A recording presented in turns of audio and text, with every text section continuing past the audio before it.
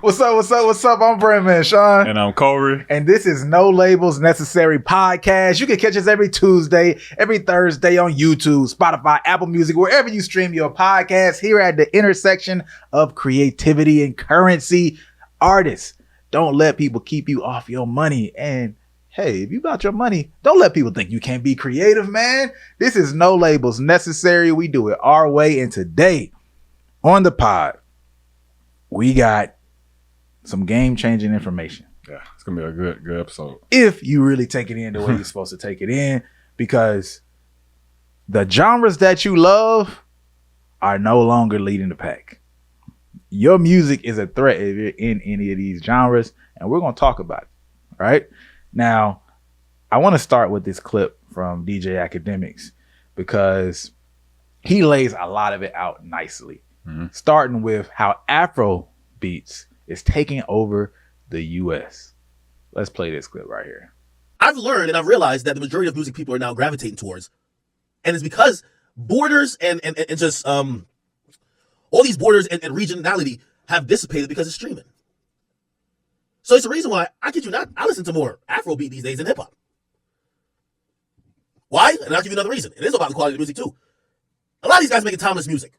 Now, granted, there's a lot of hip hop artists making timeless music, but we get to realize, man, hip hop is like, to me, the majority of hip hop is some shit you hear and it's hitting in the club for like a month and a half till the DJ has worn that record the fuck out, and then you're like, all right, where's the next hit? But it's not records that are connecting with the soul. Timeless music, Afrobeats versus where hip hop is right now. I forgot where. It might have been Academics or somebody that we were looking at. They asked that question: when's the last time you had a track, but with hip hop, that's been played forever? All right, we're gonna go ahead and get it a game at that point. Is there a track, a hip hop specific track, that you're playing 6 months later, heavy? All right, so are we only counting like hits, or like just a song for you? I think Tomorrow Too by Glorilla would be one from this last batch of people. That shit fire, and Cardi B snapped on it. You know what I'm saying? Okay. So I think they could stay in that, like kind of like Nuck If You Buck. You know what I'm saying? I think I can see it kind of falling in a similar box. See, I'm in my bubble, and I'm gonna get into bubbles later. So I don't know how hard Nuck If You Buck hits for others who are outside of that bubble, but definitely for people who experience in that bubble at that time, that is a timeless track. And I think the people that go to the bubbles that still play it, you know what I'm saying? Like, you know what those bubbles are, you know? Yeah. And I think it's an interesting experience for people who have never seen that bubble before, right? It's kind of like that bridge between worlds. You know, if you like a, I don't know, suburban kid and you wonder about the world, Nuck If You Buck is a good intro into it. You know what I'm saying? Like it lets you know everything you need to know about what you're about to dive into. I look at Tomorrow Too kind of the same way, you know. Okay. So here's a point if you look at that comparison, right? Yeah. Because Afrobeats taking over the US, we know we've had periods of time where there have been other genres that have come and gone within the US, right? Remember when the Jamaican music, Beanie Man, Beanie Man, Sean Paul, all them came. Yeah. Then that left. Rihanna, let's just go to the islands in general, right? She came, even though she wasn't hardcore like doing that particular type of music. She came in with like one, maybe two introductory tracks, and they played. She did like the theme song for the vacations and shit, and then went straight popping English on us. That left, and now it's a two-headed monster with the Latin music and the Afrobeats music, which is a huge part of this conversation right here. And I would say the secret, bazooka K-pop. Yes, K-pop too. Yeah. So now we have a third one technically. I like that one as a third sneaker. All right, but with that being said, let's keep playing this because there's some strong points being made here that just listen up. But it's not records that are connecting with the soul. If you get what I mean, like it's just music for the moment, and I do think that's hurting hip hop as a culture. Now, granted, it's still, hip hop music came out of the United States. The United States is pretty much the biggest consumers in the world when it comes to entertainment. And it will always be a prestigious or a huge thing. All I'm just saying is that I'm watching how Afrobeat is taking over hip hop. And when I mean hip hop, like hip hop audiences. Like a non-American artist like Burna Boy will come and now is doing bigger shows than any American artist could do. You see people like, and by the way, it's not only him. It's not like he's an enigma, right? Because I think when if we talk about, it's not only Afrobeat too. Look at Latin music. Look at Bad Bunny. Now you might say, okay, it's just Bad Bunny. So if people would use the Bad Bunny example to say, oh no, it's just Bad Bunny. If you look at people like Anuel, if you look at people like J Balvin, there's like a long list of them. All I'm just saying is that it's a lot of them. It's a lot of them. Yeah. Now that goes into part of this other conversation. And I'm gonna go straight into this other clip, and then we're gonna comment. As somebody who loves R&B, I remember a time where there really wasn't no R&B. It was all EDM, and all of our favorite R&B artists was doing EDM, which is okay. Hold on. Which is okay. Oh, you don't even know. Right. We did a show called yeah. EDM Money Killed R&B. Because it was just too much money in it, and it was like, you had to make. And I remember that time, and shoot, I was making R&B still through it all. Yep. And there was a few of us out there still doing it, but got into EDM too, and just kept exactly kept adapting. That's what. All right, so if we just look at that time, when Usher went EDM, and people were like, "Yo, what's going on?" Wait, what You song? remember that? No. We started looking at like the DJ got us fall in love again or whatever. Oh, okay, yes I do. Like that whole Oh, era. Yeah. Like, so you got people feeling this way about R&B. So in this conversation, they're saying R&B died already and now it's back better than it was before, but it's not where the peak of where R&B was in the 90s. So just merging these two conversations together. And why I wanted to put them together is because I think it's two things that we're dealing with. One, academics said Afrobeats is taking over hip hop, all right? But I think the reason Afrobeats is coming in so strong, outside of being good music, right, it has nothing to do with Afrobeats being good music or not. I've been rocking with Afrobeats before it was like more of a popular thing, because my sister especially super deep in Afrobeats, and we were missing R&B, right?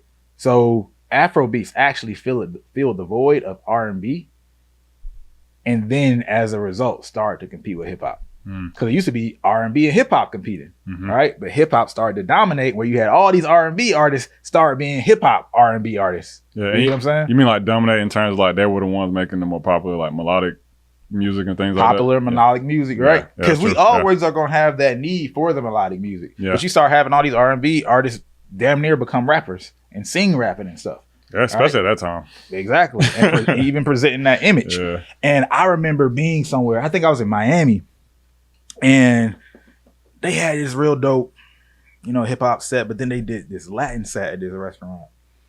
And, get up, start salsaing with people and everything. The music was like, it was that worldly Latin music that's just good. I can't even go, I can't remember. Well, it was a mix, so I can't remember all the specific songs, but it was just like good energy, right? High, happy, great time songs. Everybody's dancing, having fun, having a good time. And I remember in that moment, like being a little jealous, because if you think about historically black music, where you talk about hip hop and R&B, the space our music was, I was like, we don't have a lot of just good energy songs, right? It was so heavy on trap or the other things that are popular in hip hop songs. I'm like, this is just good energy songs that you can actually play around your kids and stuff like that, but it's not like cheesy. Right? It matches that energy. Yeah. And we always need that good energy on top of like, all right, the grimier stuff. Like I like all the other stuff, but we needed something like that. And R&B traditionally held a lot of that space for us. Yeah. Now Afrobeats is holding a lot of that space for us, right? Like you think about last, we were just talking about that, I guess, in the meeting or whatever. Right. What song? Last, fucking Burna Boy. That's probably not the actual name of the song. I don't know names of songs. Okay. I always say this, right? Come on, don't make me like fuck up. Let me know what. I was trying to think of it. Like it's not, Last is the name of the song. See, that's the one time I get a song name right, bro. You don't know. Do I need to play it for you? I don't know if I heard it. Yo, Jacory has not heard Last. Damn, bro. Like That what? shit's crazy. That's crazy. You just threw me under the bus like that. We need that out there, bro. Yo, I love that song. All right, bro. Yeah, that's one of them ones. Thought you were gonna let me slide back in. I can't let you slide on like that. I knew. Damn, that's crazy. All right. Yeah, I just played the song for him. He ain't heard it, so we've taken a turn. So think about a lot of Burna Boy songs that you like, or DeVito or whatever, right? Yeah.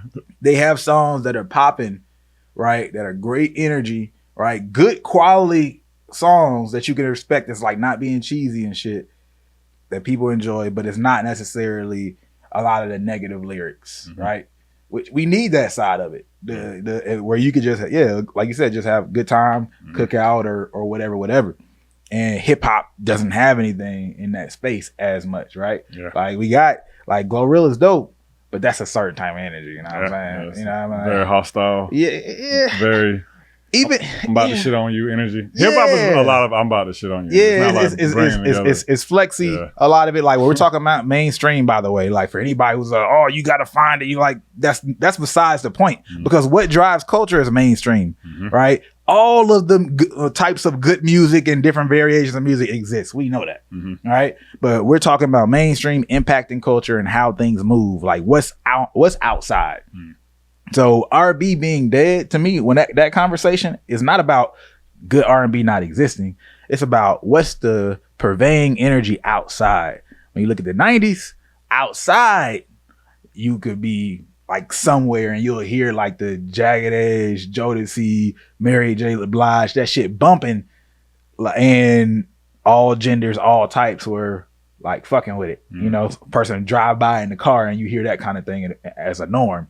Versus now, especially, I mean, you know, the areas that I move in, it's a lot more of the stuff that we just referenced. You know, like certain types of hip hop songs, which is cool. Is that stuff not bad? It was just more of a balance. Yeah, I felt like between hip hop and R&B. So that energy left as R&B became more hip hop. Something had to fill the spot because we still have the need, we still got the desire, and then you know, Afrobeats. You know, the DNA, the ancestry is there. So it's hitting on a lot of that stuff that's in our genes anyway. Yeah. I feel like Afrobeats was a space that just made a lot of sense. Yeah. And I think to that point even further, well actually let me go back. So the first time I really got put into the Afrobeats conversation, I remember it was a Revolt conference in like 2017 or something. And Jadena made this whole speech about why Black people in America should support Afrobeats. And he's basically like, you know, it's pretty much like you said, hey, it's cultural. If they look good, we all look good. You know, that whole type of stuff. And that was what really made me get into it. And then I also think about when Afrobeats and Latin music really started to bubble in the US, if you think about it, was when we were also starting to end the mumble rap era, right? So I'm thinking about that, right? A lot of the mumble rap era created what type of conversations? Hey, all this music is trash. All this music sounds the same, right? We have always had those types of conversations, but I would argue that the mumble rap era was like very prevalent. Like you were hearing those conversations like every day. So if we go back to just the mainstream format, like I said, like dictating culture, like once labels and these bigger entities see something working, they're gonna try to build a formula around it as fast as possible. Right? Hey, everybody likes the Glorilla sound. How can we sign 15, you know what I'm saying, Glorilla-esque characters? Which I've seen. Yeah. And try to get them popping. So then I think about this, right? You go back to the argument that all music sounds the same, right? Which we can break it down. All American music maybe sounds the same in the argument. I don't think people were necessarily looking for new, different route. We were just looking for something new in general. And then, like I said, what comes along? You start getting the Latin boom. You start getting the Afrobeats boom. And this music is interesting to us, not even just purely from a sonic standpoint, but it's like also just like culturally it's interesting. Like I remember the first thing that got me into Latin music was just like the videos and shit would be crazy. And like now you would look into them like, you know, certain outfits mean certain things, and it's themes and shit you don't know about because you're not paying attention to the world. So it's like versus like there are certain themes that get used in rap where it's like, bro, we've been saying this same theme be acted out for the last like 20, 30 years, you know what I'm saying? At least in context of like the world you're painting around. It's like I've seen that my whole life. So I think that had a big play in it, like, right? Like these new forms of international, not new, but you know, these forms of international music start gaining relevancy in the US as mainstream discontent around mumble rap started to get bigger and bigger. You know what I'm saying? So it's like, I think it was just like a combination of those two things just hitting at the same time. Dang, so you feel like mumble rap messed up hip hop as a whole? It lost the position. No, bro. What? Come on. Don't put that on me. I never said that. But I think it opened the dialogue for something new to slide in. But like I said, bro, to the point of those artists, you know, like I don't think fans always want new or different of the thing they like. Sometimes they just want it's like for example, like I don't know, this might just be me, maybe I'm weird, but like if I have the choice between going to an old restaurant and getting a new dish or going to a completely new restaurant, I'm going to a new restaurant every time.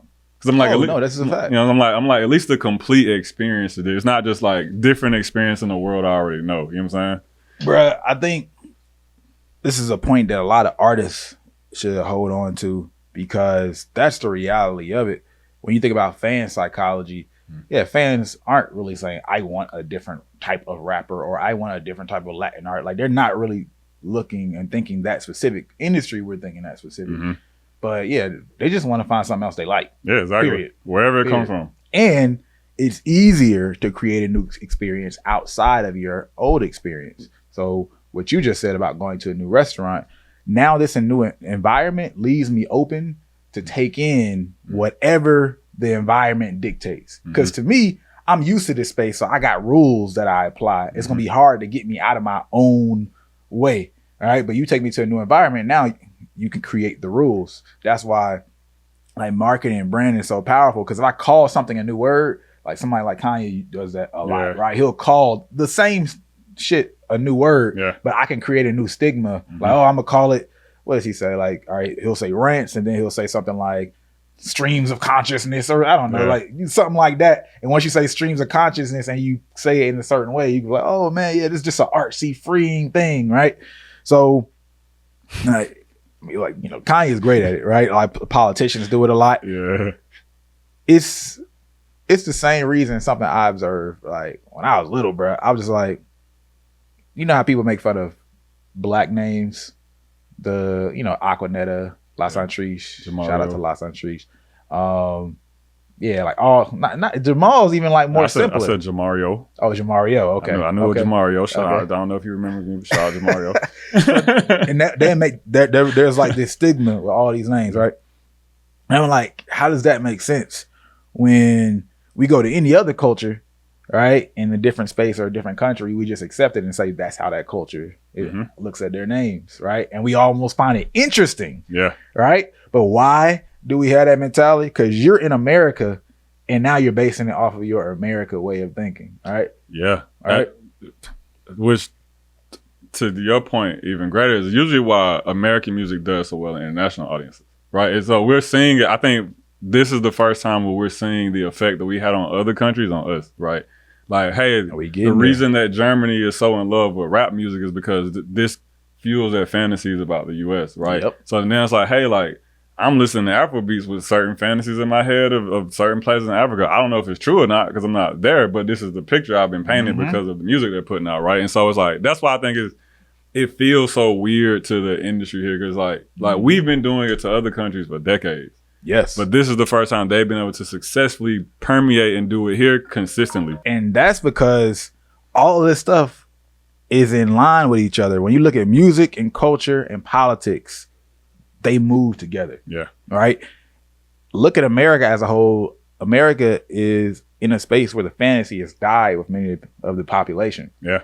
Right? That American dream. Now people are disinterested or they have a distaste for the American dream. They feel like they've been lied to, many of them. Right? And now when you say like, oh, they make it seem like these other countries are better, even though people are still here. Like, why aren't you going to another country? Or they make it feel like, oh, I just need to vacate and take all these trips to go to these other spaces and places because people are looking for a way out of their current circumstances. They don't like the box that they feel like they're currently in, which creates the romanticization of these other cultures when historically, worldwide, America did have this position where it was the fantasy, not just for people who are in the country, but people who are out of the country. So today, not only are the people who are in the country looking less glowingly at America, but you also have that same perception being deteriorated worldwide as well as other countries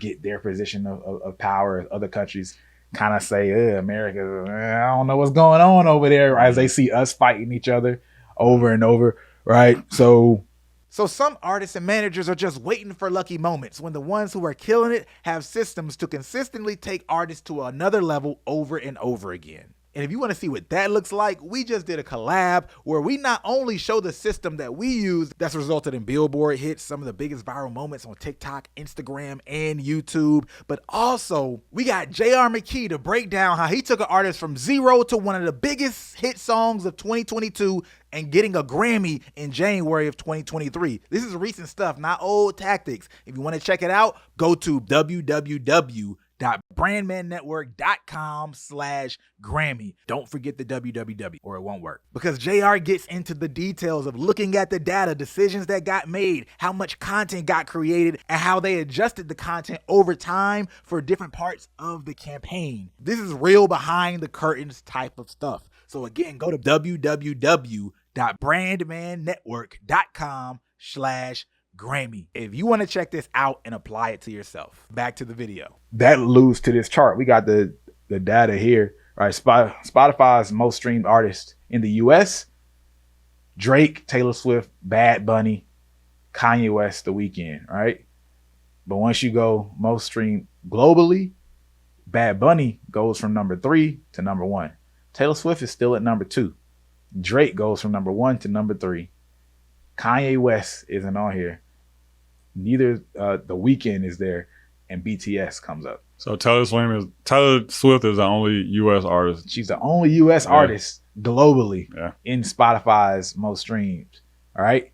And the huge point about this too, and which people gotta like take more and more note of, Kanye West is number 4 most streamed in the US. I don't know where he is globally, but that just is a signifier of bubble as well. Mm-hmm. All right. We look at how big somebody is where we are, and we just think, oh man, they have to be known so much over the world, or they are this same position all over the world. Not necessarily so. Mm-hmm. Like, I still remember somebody, my grandma told me about somebody who didn't know who didn't know Kanye West at this other famous person's event, and like apparently Kanye like felt the way because the old lady didn't know who he was, right? These people, like, we have our bubbles even within the US. Everybody's not known. You take that across the world, you get situations where the artist who's massive to you might be nobody. Yeah. So it's a humbling feeling. It's a very humbling feeling. Now, I'm not even saying this about Kanye West because he is a global artist, but he's not that same standing that you might think he is. Yeah. Right? In some spaces and places. All right. But Bad Bunny, I mean, come on.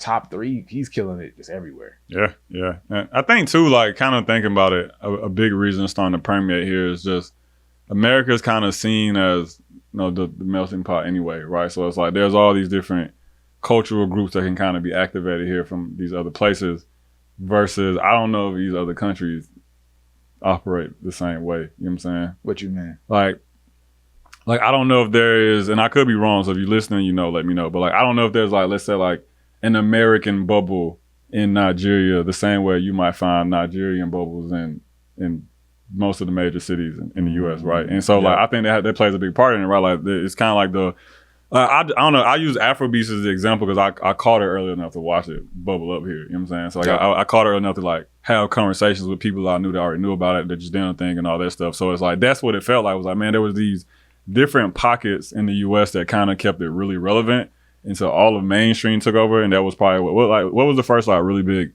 Afrobeat song? It was like a Wizkid song, right? That kind of changed the tune. They hit America? I don't know. Wasn't it? Was it Peaches? I don't know. I struggle with that because I realized I was in an Afrobeats bubble, and I didn't realize it wasn't as big as I thought it was because I was around it so much. Yeah. Because I remember, like, I was like my sister and all her friends, so we were just always listening to what we were listening to, and so I missed when it technically came to New York, the US, because I wasn't like watching from an industry perspective yet at that time. It might have been a Burna Boy song. It might have been or something. I remember I think it might have been a Burna Boy song that kind of like really opened the doors, and Wizkid might have kind of like blew it out the water.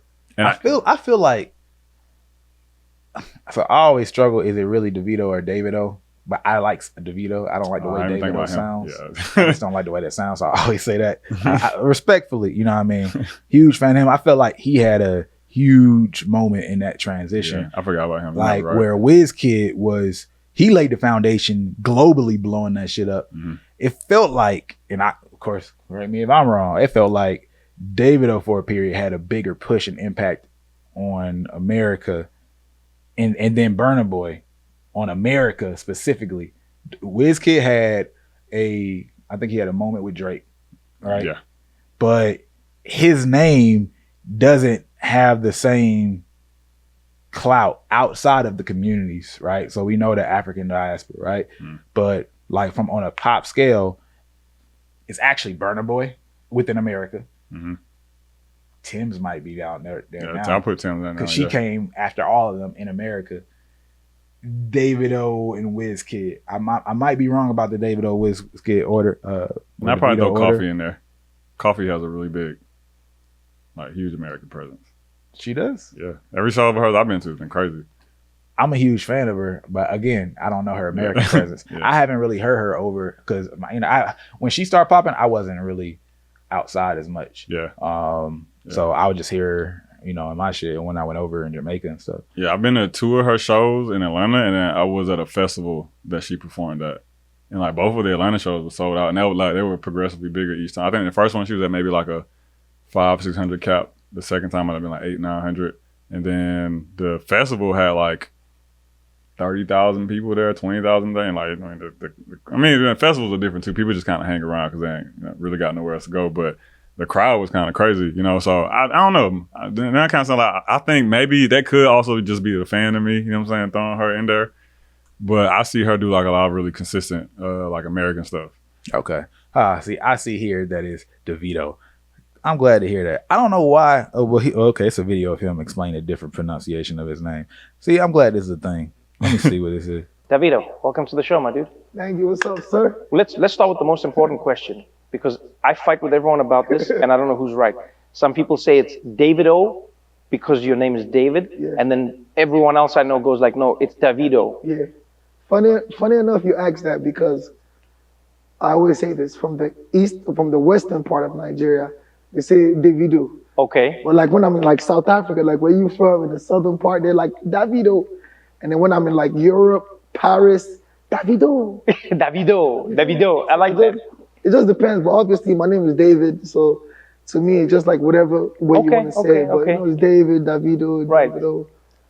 All right, cool. So I'm completely comfortable saying DeVito.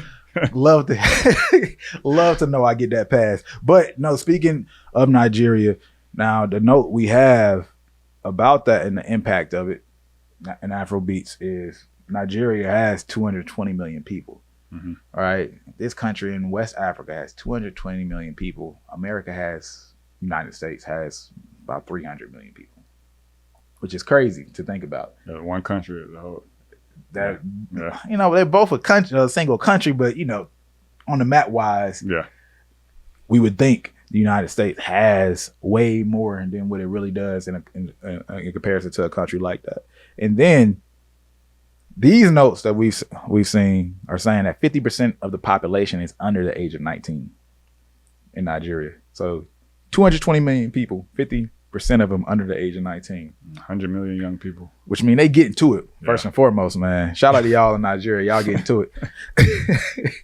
But then on top of that, who drives popular culture? Yeah, young people. Young people. Yeah. Right? So they have a huge young population. It's the same reason why in Italy, there were cities in Italy that were literally paying people to move there because the population had gotten so old. So we about to fall off. Like, who's going to pay our taxes? Because these old folks ain't working no more. Right? Yeah. Young people truly do drive culture. And that's why everything does get built off of them, right? Because you can capitalize, commercialize, all of that stuff, right? So Nigeria is poised to have approximately 400 million people by 2050. This is also another reason Afrobeats is huge and likely for the long run. That growth rate is crazy, right? Now, with this being said, So you have this genre that's starting to take over, right? Or really, you can say it's arrived, like for real. You have a strong support base in these young people who are native to that genre, one of the core and the hearts of that genre. And then you consider America is on a downsize in terms of the things going on politically, and the things going on musically and how they all tie together. The romanticization with the country has died, while all these other countries who looked up to the US and looked at the innovation of the US, especially hip hop, now have cultures of their own that took those elements, right? When I first saw people like Bad Bunny, I clearly saw like hip hop influence, right? Like even if it wasn't like for rap, it was just even style in some ways, right? Talk, right? So it was clear like the swagger of hip hop, right? You could see it everywhere, but now it's dissipated and it doesn't just look like how we meant it to be, but that energy is still there. And now people are doing it in a way that relates to them.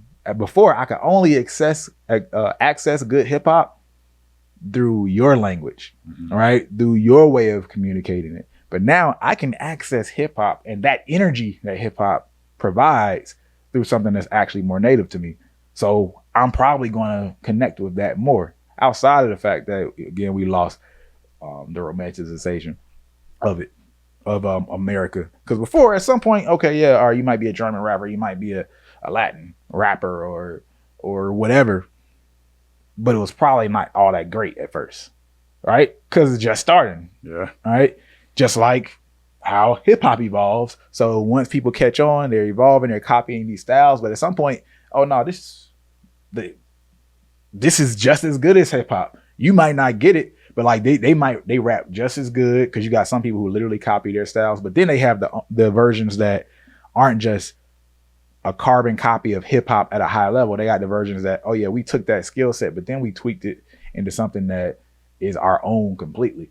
All right. So how do you compete with that? I think some of the downsizing of hip hop's impact, American mainstream music impact in general. So it's not just hip hop, it's pop, it's all these, is just the fact that things are hitting an equilibrium and reflecting the size and bases of each country. Before, it was like us dominating and pushing it all on the world, but now everybody else got their own thing, so they don't need to tap into us. We're secondary versus the first option. Yeah, and to that point, and DJ Academics talks about it in near the latter half of that first clip we played, but let's find it.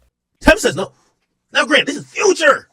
Thames says no. Yo, Thames is, think about it. You probably heard about Thames. Maybe. You probably heard about her from 2 other songs before, because she did that popular song. But we're thinking about it. Wait, Future wants to sample your song. She said, fuck no. She said no. So even me hearing that, I'm like, oh, she must not fuck with Future. It's not even the case. Thames in her world is Future. You know what I mean? In Thames' world, she's Future. She's fucking huge. She don't need no Future. You know what I mean? Now, in the US world, we're like, oh, Thames, you know damn well you need this Future shit. So anyway, she basically says, she says no. From what I hear, allegedly, and no wrong with it, but it's what it is. Drake basically gets involved and says, yo, yeah, I'm on the song, blah, blah, blah. All right, cool. It's all blessed. It's all good. But at first, and the reason why, too, just to be fair, the reason why she didn't want to clear it, because that song that was sampled, right, was her song. It sampled her song Higher. That song Higher was going up the charts, and people were starting to love it in Nigeria and other places in the world. So when a U.S. artist wants to sample that song, it's almost like eating up the wave for that song for the U.S. market. So she was like, "No, I'm good." But obviously, see the play. Oh, Drake is involved. Okay, Drake. Okay, I bet. Let's go. You know what I mean? Yeah, man. So I mean, he hit the nail on the head, bro. Like, I think one of the biggest reasons like that we're seeing these international genres take over the way they are is because they intentionally are going after places that aren't their own. You know what I'm saying? In a way that we don't usually see American artists do. You know what I'm saying? Especially not rappers. Rappers are typically like the least open to international marketing a lot of the times, you know? Yeah. And just for, I think, a lot of different reasons. You know, I think there's just the typical artist reason of just, you know, ego, people wanting to be known where they're from and things like that. But then there is the industry side of it where you know, as far as my understanding goes, like the U.S. does pay more for like streaming royalties, right? So we've even adapted the way we attack building our audiences based off the streaming model versus I don't think international artists are looking that way, right? Because like great example is the Bollywood music industry. India has one of the lowest streaming royalty payouts. Yeah. But the Bollywood music industry is thriving like crazy. You know what I'm saying? You go look at their art, those artists be killing it, right? So it's like, I think they're not confining their marketing strategy to like what the DSPs are gonna pay. They're just looking like, hey, if I can take over India, Jamaica, France, you know what I'm saying, the US and Canada, we gonna make our money, you know what I'm saying? Versus a lot of times I think American artists tend to work it backwards. Let me take over America first and then take over the world. And we've made the argument with clients for years that a lot of even the most successful US artists did the other way around, right? They go take over countries outside the US, use those numbers, use that clout, use that fan base to create momentum for them that helps them break through into the US. You know, there are like certain like obvious examples, like 6ix9ine was like that. Like he popped in Russia before he popped over here. I was telling somebody a couple of days ago, the first time I really ever paid like crazy attention to like Earth Gang and JLD, they was going like a European tour, right? And then that was before they was like crazy popping in the US. So like for a long time, that was one of like the dark secrets of the music industry, right? Let's pop you off in another country while making you look like you lit in the US. Yeah. Until the two worlds kind of like meet up eventually. And that's because of the bubble. Yeah. The US had trouble seeing outside of this bubble. If it's not valid here, it's not valid anywhere. Yeah. Right? In your mind. But other places, to the detriment sometimes, because a lot of these countries, if you speak with people over in Africa or anybody in Europe, right, they'll talk about how people don't feel like it's real until it's the US. Some of that mentality is still in some of them, where it's like, oh yeah, we got to validate ourselves by popping in US. We're popping over here, but we not. And I get the business needs to, you know, to stick the landing in the United States. But I think a lot of that is changing, at least from a perception standpoint. So even if you have to do your business over here, or you might have some business opportunities that you can tap into that you might not be able to tap into from where you are, the perception of what makes an artist big and from a fan standpoint, like what validates has changed. You do not need an American cosign just to be popping from an American's fan who's not as a part of your diaspora. Because like I don't fully count somebody in the African diaspora that's looking at an Afrobeats artist, or somebody who's in a Latin diaspora looking at, in America, looking at the Latin artist, right? Because there's still a little closeness. I'm talking about those people who, like, this is a white person or a Latin person acknowledging Afrobeats, or a black person or a white person acknowledging Latin music. People who are fully outside of it, that impact has changed, because those are the people who are, you know, have the furthest distance from the core. And you know, international, I mean, you even talked about like not Bollywood, like they got their own legends, and even in more of the hip hop type style, like Imran Khan is like an OG now, and he was like, I guess hip hop is a great way to say he has some hits coming from that energy, but if you look internationally in general, like popping internationally is definitely it's a different type of flex. Yeah, it's crazy. Right? I remember being in Thailand and I saw this Beyonce ad, I think it was. Like it was just her on the building, and it might have been a Tiffany ad. All right, Tiffany the jeweler. Yeah, okay. And I don't know, it feels different, bro, to be across the world and then you see that face. Yeah. It's like I'm not gonna throw any artists out there because it's not like a shot. It's just like I don't see none of them other artists I'm usually used to seeing, right, in America. And then, you know, you're just in this other space, and then, oh, I see her. You know, you see a couple other people here and there, and it's like it's just a different presence. Yeah, it's like y'all also care as much about her as we do. Right. Back where we at. She matters enough to even use in the ad. Yeah. Where it's like I could put you on my ad, but you don't matter for me to use over here. I'm gonna use you over back where you do, right? As from a company standpoint. So it's I think people are starting to see and get to understand the benefit of international in America, and especially as the world globalizes as much as it has. But whether we like it or not, these these folks are taking over, bro. Yeah, and that's why I look at it, it's like, why not copy that model? You know what I'm saying? And I mean, it's a lot of, I think, really good reasons to. You know, there are some that stem from what we talked about, right? The borders are kind of down. So even if you're in Atlanta, you don't have to just build your audience in Atlanta. You could be building an audience in Switzerland or something like that.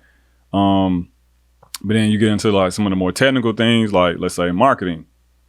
Things like paid advertising tends to be cheaper in a lot of these countries. So you could go build an audience in India for like a 20th of the cost to build an audience in the US. You know what I'm saying?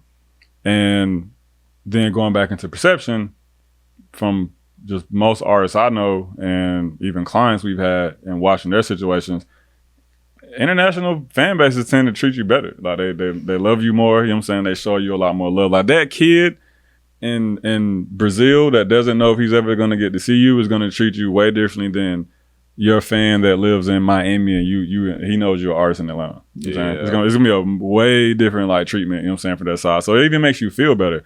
And I remember we had this one client maybe a year and a half, 2 years ago. I don't know if you remember this guy, but he was really popping in Russia. Remember, he had like a crazy fan base in Russia. He was like, this dude was good, you know what I'm saying?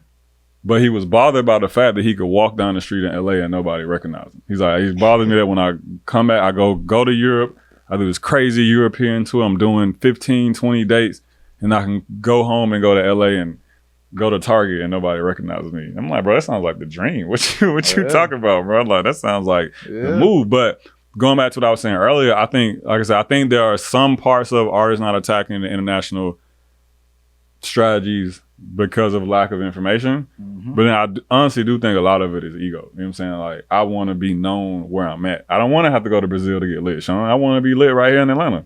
And it's like, well, maybe they think you suck in Atlanta and they don't think you suck in Brazil. That's the reality of it. You know, because like I said, like, there are so many cultural drivers of what can sometimes even make something stand out in the US that these other countries aren't even thinking about. Even another great example I was telling you about the other day, the 6ix9ine thing. Remember I sent you that video and I was like, bro, look at 6ix9ine's comments.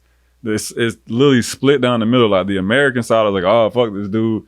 He's still shitty, whatever. Then you look at his Latin fan base and they're just like, yo, you're the greatest. Like, we love you. You know what I'm saying? Like, you're amazing, bro. Such a good guy. Yeah, he's such a good guy, bro. You're doing great things. And it's like, man, bro, if an artist like that can see that and understand that, and that's an artist with a crazy past where I can understand, like, hey, this is what I'm loved at.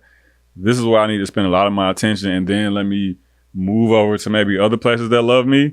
It confuses me when, like, rappers, especially American rappers, don't do it. Because like I said, I don't think other rappers in other countries, from my conversation with them, think that way. They're usually like, hey, I want to hit home and these 6 other countries. It'd usually be rappers in the US that like, hey, I just want to hit the US. You know what I'm saying? Like, I just want to pop here. Yeah, we got a benefit of that ignorance, though, of what's going on in other countries and foreign politics. Like, people don't really have as much information on foreign politics in the United States as many other countries do. And like, they understand more about the United States than shit a lot of people in the United States understand about themselves. So it's just the way the world's been. It's like that advantage of being on top. All right. And you get lazy. You can afford to be, you know, off your P's and Q's when some people can't. So I think it's definitely a part of it. And it's interesting how the impact and the cycles have gone. Just to give y'all a few quick stats, right? Looking at the Apple Music Top 100 global chart, how many people do we see here? On the top 10, we got Morgan Wallen at number 1. Surprise, surprise. So Bad Bunny, number 2, another Latin track. Now we got Drake at number 3. I don't even think that's Latin. That might be Japanese. I don't know what that is. Miley Cyrus, Tusi. So we got, SZA has 2. So on the Apple charts, which is actually a very, very strong American platform, right, and very weak across others, we got 4 out of 10, the top 10. Now we go to YouTube, which is extremely global. Top 10, we're looking at not American, not American, not American, not American, not American, not American, not American, not American. Miley Cyrus, not American. Top 10, Miley Cyrus is the only one of the global top songs right now on the YouTube charts. All right. Now let's look at Spotify's daily chart. Top 10, we're talking about not American. Miley Cyrus, there she go again. She having a good moment with that Flower song. And then That shit lit. yeah, not American. I don't know this one. Feed, Classy, Young Miko. I don't know where to associate. That might be American. David Kushner, American. So we might have on the Spotify's daily global chart as of 2 days ago, we might have 3, it looks like. All right. So look, there's times when we were like 8 out of top 10 regularly, 10 for 10. And right now we're being hit by multiple sides, multiple different genres. And, you know, that's cool because fans don't really care. All right. It's the industry that cares because we have to make moves based off of it.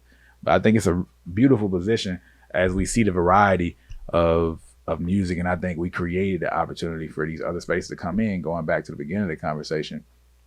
Like hip hop, R&B stopped getting the love that it should have gotten from a mainstream impact. And because of that, next thing you know, it creates a void. And again, for people who don't understand, mainstream is what we're talking about. Like what's outside? What is that energy? Because that energy controls the environment. Like when you go in clubs, when you go, you know, just when you out and about, like it creates a certain vibe. And that vibe had been missing. Even the content of our R&B music had became more about what toxic love or shit. Like just sound like rap songs. Like, yeah, really the same shit. You know, it's the same. It's basically the same shit, right? Now, of course, we know the great stuff does exist, but on a mainstream level, right, the level that actually controls your environment, it hasn't been present. And I know there's those people who are like, yeah, I don't care because I go find the music and I have this. So it doesn't impact you. It actually still impacts you again because of the environment it creates around you. Music is marketing. So whatever that energy, whatever those lyrics that people are taking in, they take that with them outside. Yeah. All right. Whether you consider that creating an environment of more danger or more hostility or, you know, more love and happiness. Shout out to Marvin Gaye. Like that all exists. So if you don't think it matters, it does. And we would love to know your thoughts on this conversation as a whole. There's a lot of stuff that I felt like we could have got to, and I was struggling not to like go through all of it because this is right. This is a fun conversation. It's an ongoing conversation, but it's definitely something to watch. But other than that, this is yet another episode of No Labels Necessary podcast. I'm Brandman Sean, and I'm Corey, and we out. Peace.